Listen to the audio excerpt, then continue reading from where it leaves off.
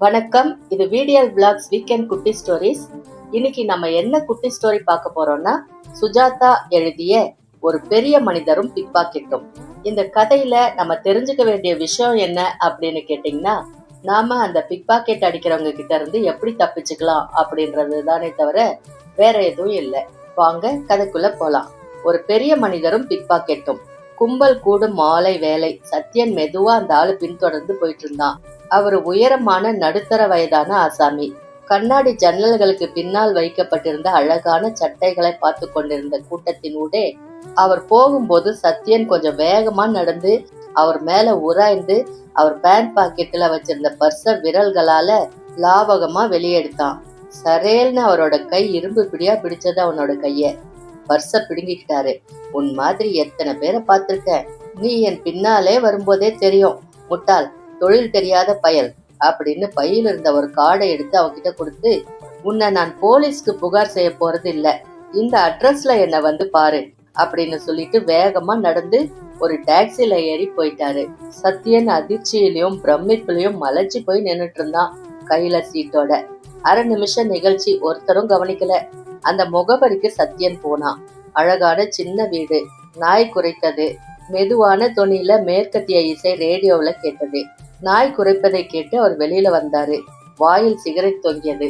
நீயா அப்படின்றாரு. சத்யன் பேசாம அசட்டுத்தனமா நின்னான்.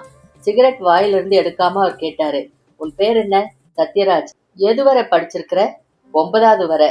இதுக்கு முன்னால ஏதாவது உருப்படியா வேலை செஞ்சிருக்கிறியா? பிக் பாக்கெட் அடிக்கிறத தவிர? சார், என் அம்மா என் 7வது வயதுல செத்து போயிட்டாங்க. அதுக்கு முன்னால அப்பாவும் செத்து போயிட்டாரு. சரி சரி உள்ளே வா. தயங்கிக்கிட்டே உள்ள போனா. அங்க உட்கார்ந்திருந்த பெண் அவங்கள பார்த்ததும் எழுந்து போனாங்க கையில பத்திரிகையோட. அழகான ரூம், கீழே விரிப்புகள், ரேடியோ, சில சித்திரங்கள், டிஸ்டம்பர் நீளம். நீ எத்தனை தடவை ஜெயிலுக்கு போயிருக்கிற அப்படின்னு கேட்டாரு வீட்டுக்கு உரியவர். ஒரே ஒரு தடவை சார், அதுவும் அக்கிரமமா தள்ளி விட்டாங்க. அப்புறம் நான் இல்ல அப்படின்னு விட்டுட்டாங்க. ஏரோப்ளேன்ல போயிருக்கிறியா? இது என்ன கேள்வி அப்படின்ற மாதிரி பயத்தோட சிரிச்சான் சத்யன். ஓ, ஏரோப்ளேன்ல டிக்கெட் இல்லாம விட மாட்டாங்களோ அப்படின்னு சொல்லி அவரே சிரிச்சுக்கிட்டாரு. அதுக்கப்புறம் ஆளை பாரு, பரதேசி மாதிரி. சின்ன வயசு, தலைவாரிக்கிறது தானே. உன் முகத்தை பார்த்தாலே கேள்வி கேட்காம கைது பண்ணுவாங்களே போலீஸ்ல. சத்யன் தலை குனிஞ்சு நின்னான். உட்கார். கீழே உட்கார்ந்தா. சி, சேர்ல உட்காரு. உட்கார்ந்தான் விளிம்புல. சரியா உட்காரு. நான் சொல்றத கவனமா கேளு. நான் உனக்கு ஒரு நல்ல பேண்ட்டும் சட்டையும் தருவேன். நாளைக்கு காலையில நல்லா ட்ரெஸ் பண்ணிட்டு தலை வாரி டிப்டாப்பா இங்க வரணும். வந்ததும் உன்கிட்ட ஒரு ஏரோப்ளேன் டிக்கெட் கொடுப்பேன். Return ticket. விஷயம் ஒண்ணும் இல்ல. மீனம்பாக்கம் போயிருக்கிறியா? ஓ, போயிருக்கிறேன் சார். சிவாஜி திரும்பி வந்தப்போ. இங்கிலீஷ் கூட கொஞ்சம் கொஞ்சம் பேசுவேன் சார். மத்தியானம் 3:30 மணிக்கு ஹைதராபாத் போகும் விமானத்துல நீ போனோம். 1:30 மணி நேரத்துல அங்க போய் சேர்ந்துடும். அங்க ஒரு ஹோட்டல்ல தங்க வேண்டியது. நான் ஒரு அட்ரஸ் தரேன். ஹைதராபாத்ல அந்த இடத்துக்கு போய் ஒரு கடிதத்தை கொடுத்தா அவங்க பெட்டி ஒண்ணு தருவாங்க. அந்த பெட்டியை வாங்கிக்கிட்டு மறுநாள் காலை 10:30 மணிக்கு திரும்பி வர்ற விமானத்துல சென்னைக்கு வந்துடு. மீனம்பாக்கத்துல என் கார் டிரைவர் காத்திருப்பான். அவன் கிட்ட பெட்டியை கொடுத்துட வேண்டியது. உடனே அவன் உனக்கு 5000 ரூபாய் கொடுப்பான். நீ எங்க இறங்கணுமோ அங்க உன்னை விட்டுடுவான். அவ்வளவுதான். என்ன? செய்றேன் சார். ஆனா அந்த பெட்டியில என்ன இருக்கும்? சத்தியனால கேட்காம இருக்க முடியல. உன் தாத்தா அடையா, அதுல என்ன இருந்தா உனக்கு என்ன? ஒரு பூட்டின பெட்டி. அதை கொண்டு வர வேண்டியது, அவ்வளவுதான். அதுக்கு இல்ல சார், நடுவுல சோதனை கீதனை செஞ்சாங்கன்னா ஹைதராபாத் விமானத்துக்கு ஒரு செக்கிங்கும் கிடையாது. போகும்போது நேரா போய் ஏறிக்கலாம். திரும்பி வர்றப்போ அந்த பெட்டிய அங்க பேக்கேஜ் கவுண்டர்ல கொடுக்க வேண்டியிருக்கும். அவங்க சீட்டு தருவாங்க. அத மீனம்பாக்கம் வந்ததும் திருப்பி கொடுத்தா பெட்டியை கொடுத்துருவாங்க. என்ன? சரி சார், புரியுது அப்படின்னா சத்யன். ரொம்ப சுலபமான வேலை, பயப்பட வேணாம்.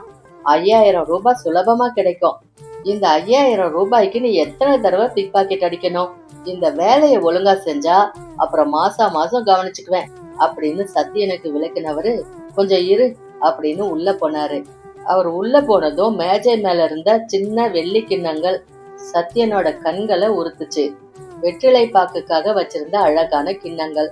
மின்னல் வேகத்துல அதுல ஒன்னை எடுத்து பைக்குள்ள போட்டுக்கிட்டான் சத்யன். உள்ள போனவர் கொஞ்ச நேரத்துல கையில அழகான கருப்பு பேண்ட்டும் வெள்ளை சட்டையும் கொண்டு வந்தாரு. சத்யன் கிட்ட அதை நீட்டி, இந்தா இது உனக்கு. பேச்ச நிறுத்திட்டாரு. இந்த பக்கம் அந்த பக்கம் பாத்துக்கிட்டு இருந்தவரு திடீர்னு அவன் பக்கத்துல வந்து பளீர்னு புறங்கையால அடிச்சாரு. வாயில் ரத்தம் கரித்தது சத்யனுக்கு. நாயே, உன் புத்திய காட்டுறியே, எடுறா கிண்ணத்தை அப்படின்னாரு. பையில இருந்து அதை எடுத்து கொடுத்துட்டு அழுதான் சத்யன். மன்னிச்சுக்கோங்க சார், ஏழை, தெரியாம செஞ்சுட்டேன். திரும்ப அதே மாதிரி அடிச்சாரு. அதே நேரம் அவரோட பொண்ணும் அந்த கொடூர காட்சியை ரசிக்க அங்க வந்தா. எதிர்த்து அடிக்கணும் போல இருந்தது சத்யனுக்கு. 5000 ரூபாய் ஞாபகம் வந்தது. தன் பலமான கைகளை இறுக மூடிக்கிட்டு, மன்னிச்சுக்கோங்க சார், நீங்க சாதாரண மனுஷர் இல்ல, உங்களை ஏமாத்த முடியாது, மன்னிச்சுக்கோங்க சார், ஹைதராபாத் இல்ல பாகிஸ்தானுக்கு வேணும்னாலும் போறேன் சார், ஜாக்கிரதை, என்னை ஒரு காலம் ஏமாத்த முடியாது, ஓடு, நாளைக்கு வா, இந்த பேண்ட் சட்டை போட்டுக்கிட்டு அப்படின்னாரு. உப்பு கரித்த உதட்ட துடைச்சுக்கிட்டு சத்யன் கிளம்பினான். மறுநாள் விமானத்துல சலனமற்ற பயணம். நீலப்புடவை அணிந்த ஏரோஸ்டஸ், வயசான வெள்ளைக்கார தம்பதிகள், சாக்லேட். சத்யனுக்கு ரொம்பவே பிடிச்சிருந்தது விமான பயணம். இந்த மாதிரி ஒரு சந்தர்ப்பம் எப்போ எனக்கு கிடைக்கும்? திண்டு சீட்டுல பறக்கும் விமானத்துல CL ராமச்சந்திரன் அப்படின்ற பேர்ல தனக்குள்ள சிரிச்சுக்கிட்டான். வயிற்றில் மிருதுவான பயமும் விளையாடுச்சு. ஏரோஸ்டஸ் தந்த மிருதுவான சாக்லேட்டை கடிக்கிறான். பல் வலிச்சது. பாவி, என்ன அடி அடிச்சான். நான் செஞ்சது தப்புதான். அவன் தான் 5000 ரூபாய் கொடுக்க போறானே, அதுக்குள்ள 100 ரூபாய் கிண்ணத்தையா திருடுறது? என் புத்தி அப்படி. ஆனாலும் என்ன அடி அடிச்சான். எதிரே சிவப்பு விளக்கு எரிய ஏரோஸ்டஸ் பெல்ட் அணிஞ்சுக்க சொன்னா. விமானம் இறங்கி ரன்வேல தொட்டு மெல்ல நின்றது. சத்யன் இறங்கினான். கிளாரிட்ஜஸ் அப்படின்ற ஹோட்டல்ல இருந்தது அந்த முகவரி. அந்த ஆசாமி உயரமா கருப்பு கோட்டு அணிஞ்சு வாயில சுருட்டோட அவனை கண்ணாடி மூலம் பார்த்து, செக் கொடுத்தாரா அப்படின்னு கேட்டான். பெட்டி வந்த பின்னால அனுப்புறேன்னு சொன்னார் அப்படின்னா சத்யன். பெரிய ரோகவன். சட், இந்த பெட்டி தான் அப்படின்னு காட்டுனா அந்த கருப்பு கோட்டு. பெட்டி சத்யன் எதிர்பார்த்ததை விட பெருசா இருந்தது. தூக்கறதுக்கு ரொம்ப கஷ்டமா இருந்தது. 2 கைகளாலையும் சேர்த்து தூக்க வேண்டியிருந்தது. டாக்ஸியில போ அப்படின்னா அந்த கருப்பு கோட்டு. டாக்ஸில வச்சுட்டு தன் ஹோட்டலை அடைஞ்சான் சத்யன். அறையில முக்கி முனகி பெட்டியை எடுத்துட்டு போனதும் அப்பாடா அப்படின்னு படுக்கையில சாஞ்சான். மாலை 7 மணி. என்ன செய்யறது? சினிமாவுக்கும் நேரமாயிருச்சு. பொழுது போகாம பையில சிகரெட்டை தேடினான். பெட்டியை பார்த்தான். பெரிய பெட்டி, அழுத்தி பூட்டப்பட்டிருந்தது. இதுல என்ன இருக்கும்? எவ்வளவு கனமா இருக்கே அப்படின்னு யோசிச்சான். சுற்றுமுற்றும் பார்த்தான். பெட்டியின் பூட்டை தடவுனான். வலுவான பூட்டு. சுற்றுமுற்றும் மறுபடி பார்த்தான். எதிரே படம் மாட்டிருந்தது. அதை எடுத்துட்டு சுவரின் ஆணியை பெயர்த்து எடுத்தான். கதவை தாளிட்டுட்டான். 1/2 மணி திண்டாட்டத்துக்கு பின்னால பூட்டு திறந்தது. வியர்வையை தொடச்சிக்கிட்டு நடுங்கும் கைகளால பெட்டியை திறந்தான். ஒரு சிவப்பான துணி போட்டு மூடி இருந்தது. துணியை விளக்கினான். பெட்டி நிறைய பாட்டில்கள் அடுக்கப்பட்டிருந்தன. ஒழுங்காக புரளாம துணி சுத்தி அடுக்கப்பட்டிருந்த விஸ்கி பாட்டில்கள். மஞ்சளான திரவங்கள் மென்மையாக சலசலத்தன. அட பாவி, இதுதானா விஸ்கி கடத்தலா அப்படின்னு நினைச்சவன் கீழே போய் வேற பூட்டு வாங்கி வந்து அதை பூட்டிட்டு, நமக்கு எதுக்கு, பெட்டியை கொடுக்க வேண்டியது, பணத்தை வாங்க வேண்டியது, அவ்வளவுதானே அப்படின்னு நினைச்சுக்கிட்டான். மீனம்பாக்கம் விமான நிலையத்துல டிரைவர் தயாரா காரோட காத்திருந்தான். சத்யன் பெட்டியை தூக்க முடியாம தூக்கிட்டு வர்றதை பார்த்து வேகமா வந்து அதை வாங்கிக்கிட்டு காரின் பின் சீட்ல வச்சான். உங்க எஜமான் வரலையா அப்படின்னு சத்யன் கேட்டதுக்கு டிரைவர் பதில் சொல்லாம, நீ எங்க இறங்கணும் அப்படின்னு கேட்டான். மவுண்ட் ரோட்ல விட்டுடு, 1000 விளக்கு பக்கத்துல அப்படின்னு சொல்லிட்டு டிரைவர் பக்கத்துல உட்கார்ந்தான். கார் கிளம்புனதும் இந்தா அப்படின்னு டிரைவர் ஒரு கவரை அவன்கிட்ட கொடுத்தான். அதுல கத்தையா 5000 ரூபாய். அதை வாங்கும்போது சத்யன் டிரைவரோட கோட்டுல பக்கவாட்டு பையில இருந்த கருப்பு பர்ஸ கவனிச்சான். மவுண்ட் ரோட்ல ஜெமினி பக்கத்திலே இறங்கிட்டான். ரொம்ப நன்றி அப்படின்னு சொன்னதும் கார் போனது. சத்யன் அந்த கருப்பு பர்ஸ்ல இருந்த பணத்தை எண்ணுனா. 1500 ரூபாய் இருந்தது. அதை எடுத்துக்கிட்டு பர்ஸை விசிறி எறிஞ்சிட்டு மெதுவா நடந்தான். ஆக மொத்தம் 6500 அப்படின்னு நினைச்சுக்கிட்டு கன்னத்தை தடவிக்கிறான். தடவின இடத்துல வலிச்சது. பாவி, அந்த அடியா அடிச்ச அப்படின்னு நினைச்சிட்டு கொஞ்சம் வேகமா நடந்து பக்கத்துல இருந்த போலீஸ் ஸ்டேஷனுக்கு போனான். இன்ஸ்பெக்டருக்கு சலாம் போட்டுட்டு மரியாதையா நின்னான். என்ன இன்ஸ்பெக்டர் கேட்டாரு. சத்யன் பணிவா, சார், ஒரு ஆள் அக்கிரமம் பண்றான், அதை ரிப்போர்ட் செய்ய வந்தேன், யார்கிட்ட சொல்லணும் அப்படின்னு கேக்குறான். என்ன அக்கிரமம்? நிமிர்ந்து பார்த்தால் கண்டிப்பு நிறைந்த இன்ஸ்பெக்டர். நிறைய விஸ்கி பாட்டில் ஒருத்தன் கள்ளத்தனமா விற்கிறான் சார். வீட்டிலே அடுக்கி வச்சிருக்கான் பாட்டிலா. என்னது? ஆமா சார், என் கண்ணால பார்த்தேன். அட்ரஸ் கூட சொல்றேன் சார், நுங்கம்பாக்கத்துல.